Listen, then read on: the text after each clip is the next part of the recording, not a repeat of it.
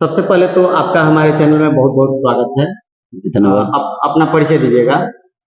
मेरा परिचय है भाई मनोज कुमार सिंह, श्रीपाल बसंत मुखिया और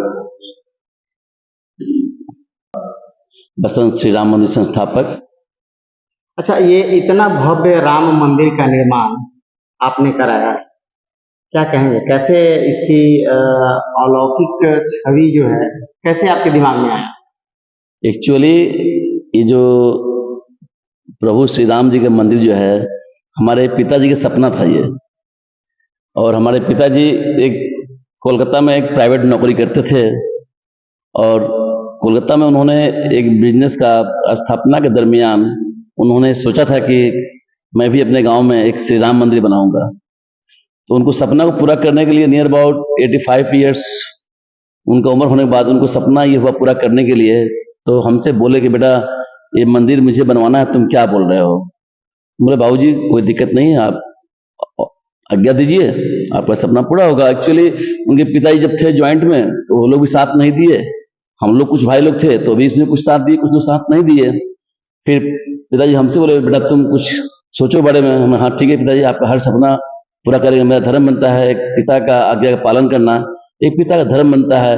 हमने हर प्रयास को कायम रखते हुए पिता का सपना पूरा करने के लिए हमने 15/5/2019 को ये मंदिर का निर्माण कंप्लीट हुआ। इस मंदिर के निर्माण में लगभग कितनी लागत जो है खर्च हुए थे? इस मंदिर के लागत में ये तो बोलना संभव नहीं है, मेरे बस का बात नहीं है, लेकिन जैसे जैसे आते गया खर्च होते गया और काम होते गया, क्योंकि ये सामाजिक काम है। ये हम अपने पिता के इच्छा पूरा करने के लिए हमने हर प्रयास किया।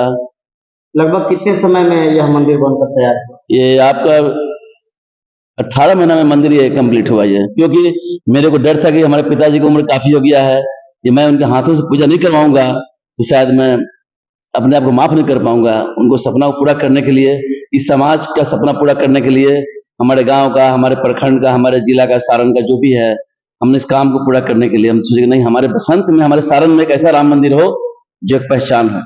अच्छा, जनप्रतिनिधि होने के पहले से आप समाज में सेवा करते आए हैं लोगों का, और समाज सेवा पे काफी आपका रुझान रहता है।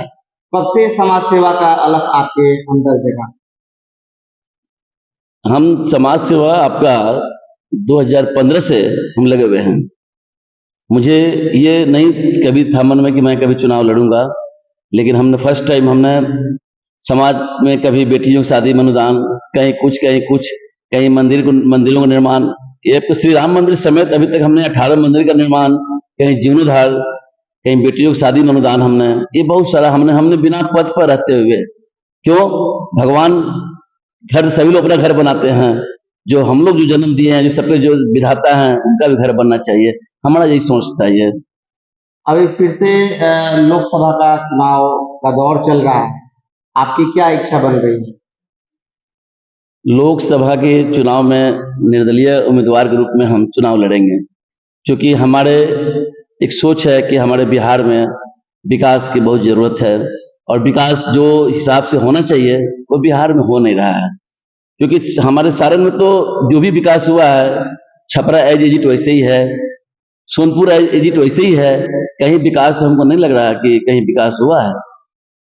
और ये एक जनता मुझ पर विश्वास करके, क्योंकि हम आज तक काम किए हैं, पहले काम करते हैं, फिर भाई लोग हम पर जो भी अपना हमको दायित्व देते हैं उसको पूरा करते हैं।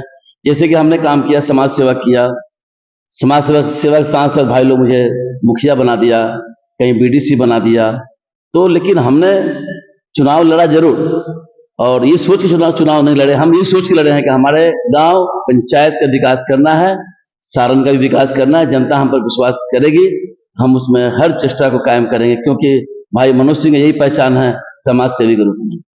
एक चीज और बताइएगा, क्या लगता है आपको कि लोकसभा चुनाव में जनता जो है आपको वोट देगी?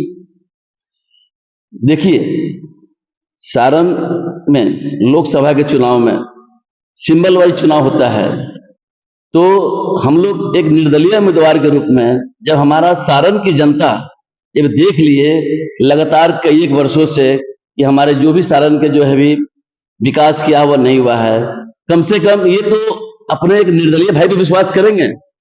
निर्दलीय भाई विश्वास करना जरूरी है कि एक बार तो आपने हर सिंबल वाले देखे, आप सिंबल वाइज पे जाते हैं, समाज के साथ आपको रहना चाहिए, जो आपके साथ विकास करे आप उसके साथ आपको रहना चाहिए। एक चीज हम आपसे जानना चाहेंगे कि बिहार में न कोई उद्योग है, न कोई कारखाना है, बेरोजगारी बढ़ती ही जा रही है, शिक्षा का वही हाल है, और जो भी जनप्रतिनिधि होते हैं वो सिर्फ आश्वासन देते हैं कि इस बार मैं जीतूंगा तो कारखाना हो गया, अभी जैसे चीनी मिल का ही चर्चा चल रहा था कि चीनी मिल फिर से चालू करेंगे, तो क्या लगता है आपको? देखिए, जो हमारे सारण में मरहौड़ा वाला चीनी मिल की बात जो हो रहा है, चीनी मिल आज तक सभी लोग बोलते आए कि हम चालू करा देंगे, हम चालू करा देंगे, लेकिन जीतने के बाद उस जो जनता को जो हम लोग वादा किए, जो बात किए, तो वादा करने से काम तो नहीं होता है। आपको हर हालात में जब उस चीज को आप चैप्टर उठा रहे हैं, तो उस चैप्टर को आप कंप्लीट काम कीजिए।